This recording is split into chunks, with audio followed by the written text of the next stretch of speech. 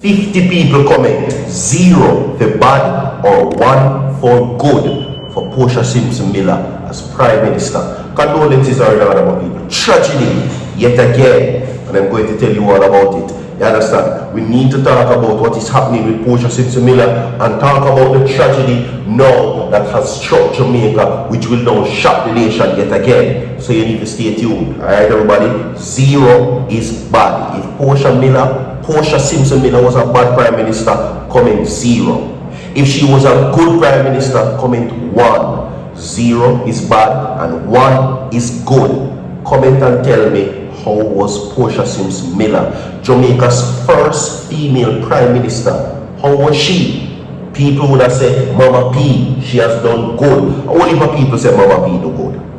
Mama P them call her. You understand? A whole lot of persons would say that she was good. While some people would have said under the Portia Miller administration, the PNP was running Jamaica a wreck.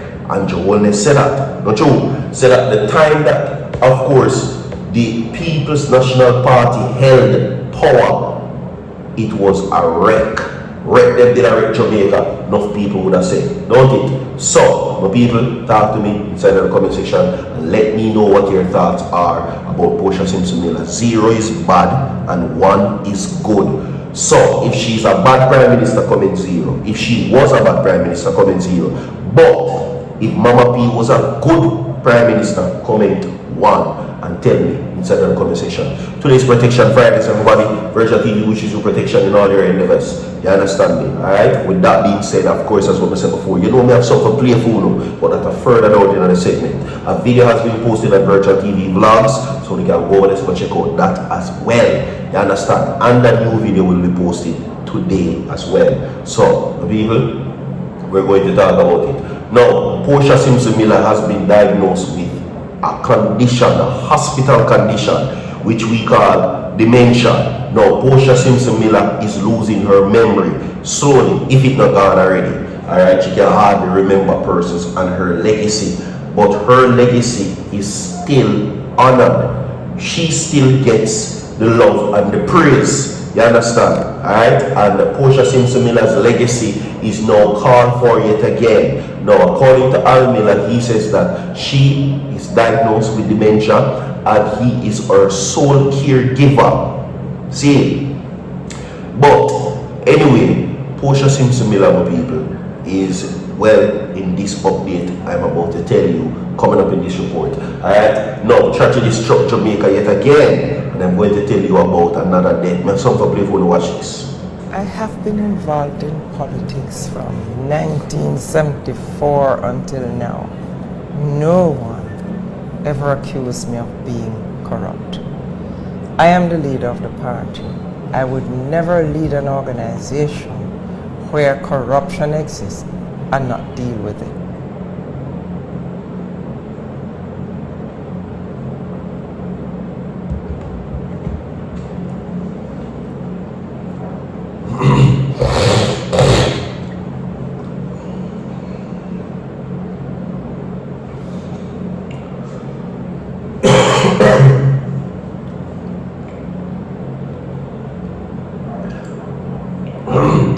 Alright, so welcome each and every one. Welcome. Alright, so we're going to talk about what is going on with Portia Miller, everybody. Okay? And with that being said, welcome to Virgin TV. Now, tragedy has struck, and I'm going to tell you about that at a later time. See, but before we get into that right now, 100 people like the video for Mama P. If you love Mama P, everybody 100 people like the video. 100 people like the video for Portia Miller and comment 0 being bad or 1 being good. Portia Miller as Prime Minister. Okay? So let's get into what is happening with Portia Miller right now.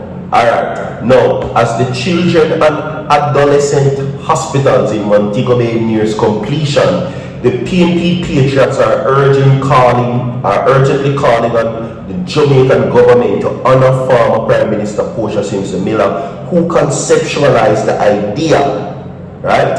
Yes. Now, the PNP Patriots stated that Portia Simpson Miller originated the hospital idea out of her dedication to the youth, making several trips overseas to secure funding and partnerships. Now, after Simpson Miller left office in 2016, elections and new government was formed, but her administration had already established the construction plans for the hospital.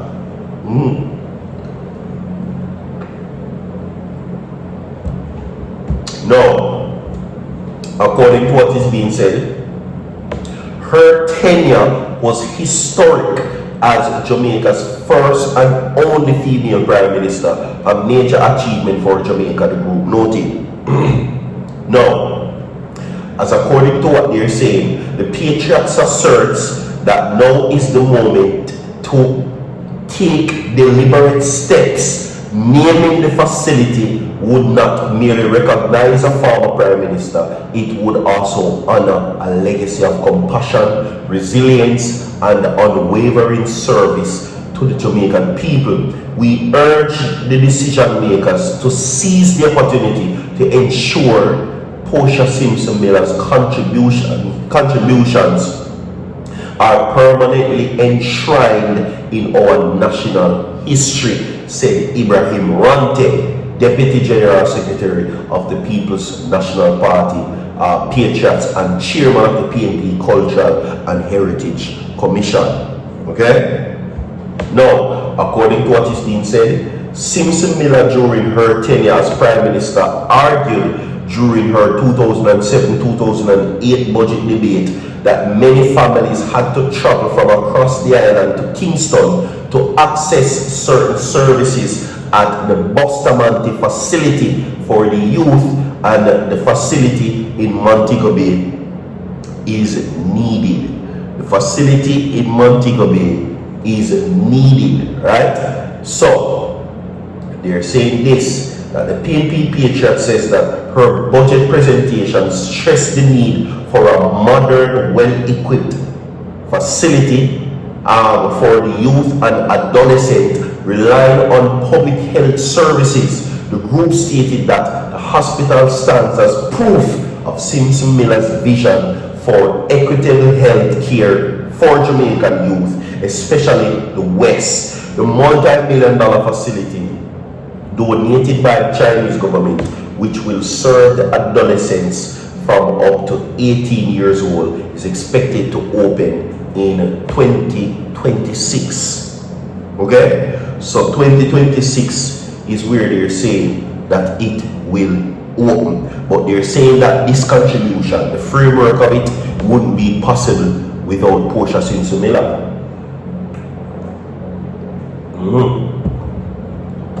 So we'll move on from that now. Right?